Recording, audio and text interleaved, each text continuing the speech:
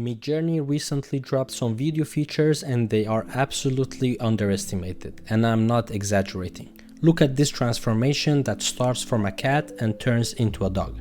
That looks completely amazing. Most creators are barely scratching the surface of what's possible with Midjourney. I'm going to show you exactly how to create videos like this, plus some techniques that can turn amateur content into professional looking videos. Alright, let's break down what Midjourney just added, because there are 3 incredible features here that can be used to create videos, and with the latest update we get extra control, which is amazing because Midjourney is the best image model out there in my opinion, and it's great to have video creation under the same roof now. So let's go over the new features. First, we have loop videos. These create seamless repeating animations that cycle perfectly back to the beginning. Second, start and end frame control. This lets you define exactly where your video begins and where it ends, giving you incredible control over transformations in your videos. And third, manual prompting for controlling the video and what it generates in between the frames. Now, before this update, Midjourney video was pretty basic. You would get a 5-second clip with random motion and that was it. But now you can create cinematic sequences, perfect loops and controlled transformations, which takes it to a whole nother level.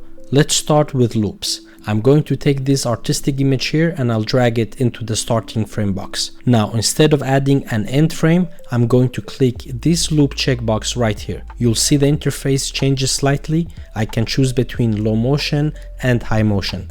Let's go with high motion for this one and hit generate. And there we go. Look at this result. The motion flows naturally and cycles back perfectly. That's the power of the loop feature. Now, not all images work well for loops. Here's what I've discovered through testing. Artistic and stylized images like this watercolor scene work beautifully. Objects that naturally rotate or cycle like this spinning ring are perfect. Weather effects, flowing water, abstract patterns, these all loop seamlessly. Here is the key insight. The more artistic and simple your starting image, the better your loop will be. Photorealistic images with complex details have gotten better lately, and there are less jarring transition points. However, it doesn't always give you the best videos. And for motion settings, use low motion for subtle effects like breathing or gentle swaying, high motion for dramatic camera moves or significant transformations. The difference is huge. In this example, I generated an over-the-shoulder image of a boy overlooking a village and then zoomed out a couple of times in Midjourney until I got this image.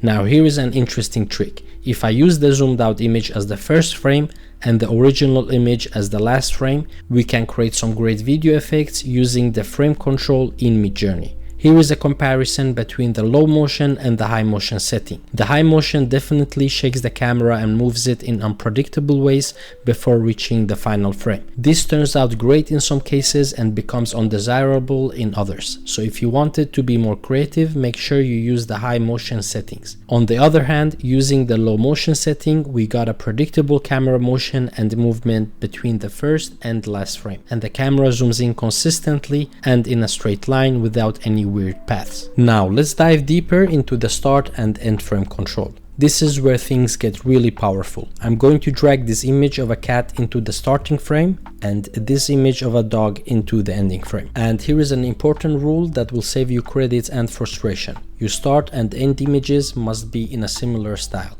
Look, both of these are in the same artistic style, similar lighting, similar composition. When I generate this, Midjourney has to figure out how to transform from point A to point B in just 5 seconds. If the styles are too different, it will fail every time. And here are the results. Look at this transformation. The cat turns into a dog part by part. You can see how different body parts transform separately. My favorite part is the ears and how one stays up as it transforms into the dog and then drops down and hangs to the side. Now watch what happens when I ignore the style rule. Here is a realistic photo as the start frame and the cartoon as the end frame. The result is, well, it's not so good. The transition is failing and unnatural because the AI can't bridge that style gap smoothly. Here I use several animals as the first and last frame. For every new video, I changed the last frame to the first frame and added a new animal for the final frame. The result is a smooth transformation between the different animals, and when we put them all together, we get an extended video that looks really good.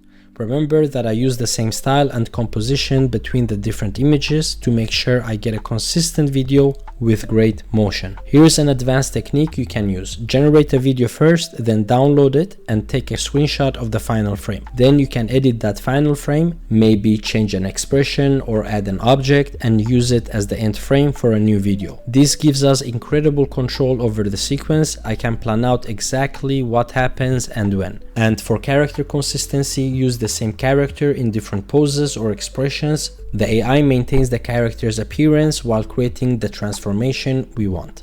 Let's talk about manual versus auto mode. Auto mode uses your original prompt and adds its own interpretation. Manual mode, on the other hand, lets you write a completely new prompt to guide the video. Use auto when you want Midjourney to surprise you with creative interpretations. Use manual when you have a specific vision and want to control exactly what happens in the video. Motion settings are crucial. Watch this side-by-side comparison using the same image of this beautiful parrot. Low motion gives you subtle movements, perfect for portraits, gentle animations, or when you want to maintain the original composition.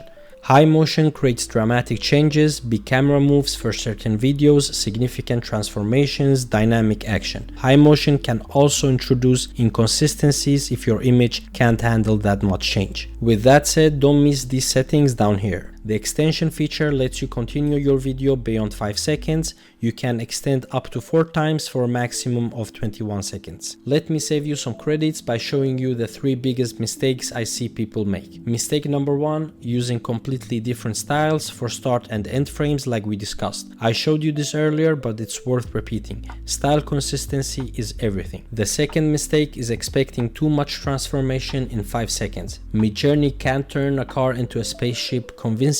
Keep your transformations logical and gradual. The third and last mistake is using the wrong motion settings. Don't use high motion for subtle portrait work and don't use low motion when you want dramatic camera moves.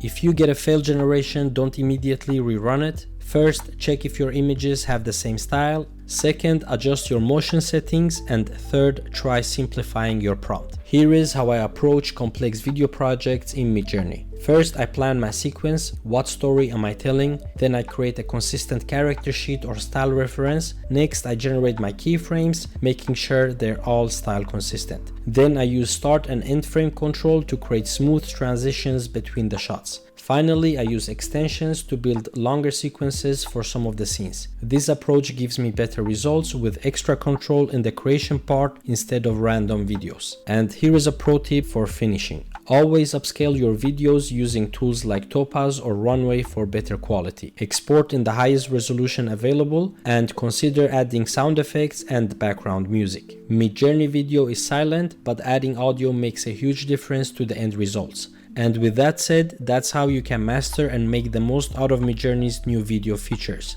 These 3 additions, loops, start and end frame control, and enhanced manual mode, completely change what's possible with AI video generation. If this video helps you level up your Midjourney game, hit that subscribe button and the notification bell. I'm constantly testing new AI tools and sharing the techniques that actually work. Bye bye.